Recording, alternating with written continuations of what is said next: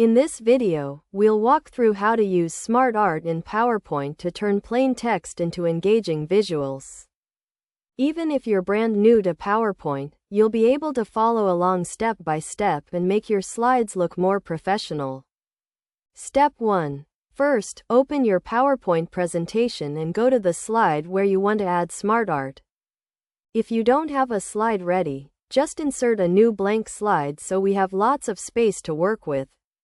It's easier to design when you're not squeezed into a crowded layout. Step 2. Now, let's insert the actual SmartArt.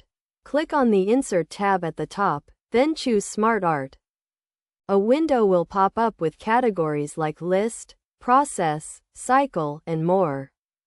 Browse through them and pick a layout that fits the kind of information you want to show, for example a simple process or a list of ideas.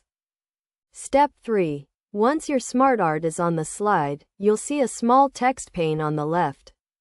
Click there and start typing your points. Each bullet becomes a shape in your SmartArt. Press Enter to add more items, and you'll see new shapes appear automatically. If the text pane is hidden, just click the little arrow on the left edge of the SmartArt to show it. Step 4. To make it look more polished, click once on your SmartArt to select it. You'll see new tabs at the top called SmartArt Design and Format.